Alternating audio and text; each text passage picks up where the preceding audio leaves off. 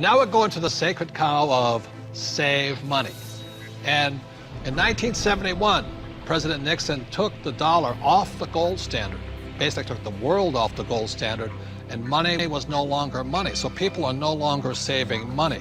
So just to reiterate again, this is $300, what an ounce of gold was worth in the year 2000. So Kim, lift that. Okay. All right, and so this here is 1 ounce of gold in the year 2010, and it's now $1,100. Ugh, and this is why people are working so hard. I can do it, I can do it. Yes, I can do it. Barely.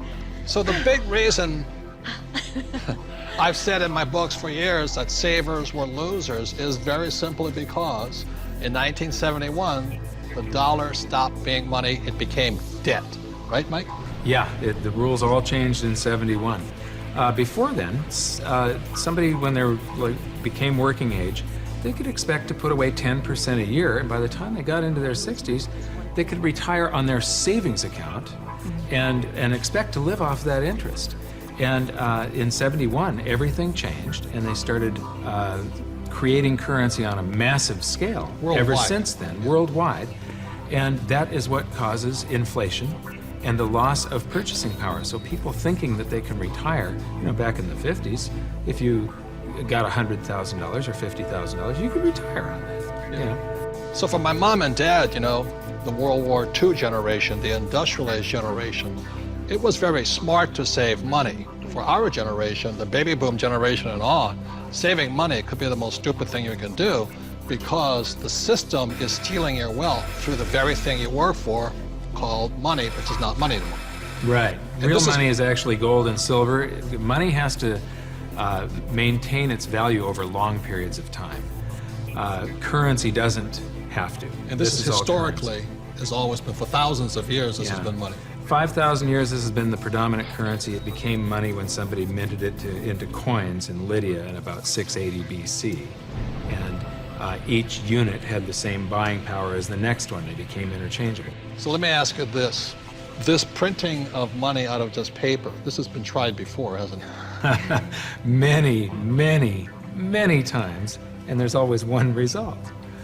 You get far, far higher prices of everything, but especially real money. When they start creating a whole lot of currency, eventually gold and silver lie in wait. And then when the public senses this inflation of retail prices that is caused by inflation of the quantity of currency in circulation, they rush back toward gold and silver, and they have for 5,000 years. So name some governments that have attempted to print money. The Weimar Republic. I don't know what I just did with that $100 trillion bill. He's got a Zimbabwe. The Zimbabwe, yeah. Look at this one. This is the most recent, a $100 trillion note. This is the largest note ever printed, 100 trillion. And this was printed in 2000.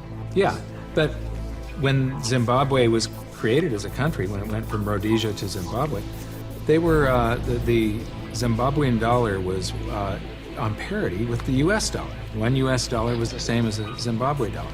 This doesn't buy anything today. It doesn't buy a cup of coffee. Doesn't even buy a cup of coffee? No. In fact, they have ruined it by putting ink on it. You can't write you can't write a list, so it would have been more valuable at this point if it was blank. Right. See, the Greeks did the same thing when they started clipping coins. They just take the silver off of it. The Romans tried it, the English tried it, the Germans tried it, the Chinese tried it, and now the US is trying it. Yep. And so that's why saving money is probably the biggest mistake you could make right now, because today money is no longer money. It's now debt. I can vouch for that because my leg is now numb.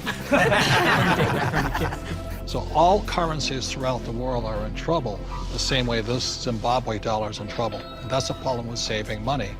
After 1971, it was no longer money. More than 70% of all the currency on the planet is US dollars. If the US dollar goes, the world goes with it. I'm preparing by getting fully diversified. I buy both gold and silver.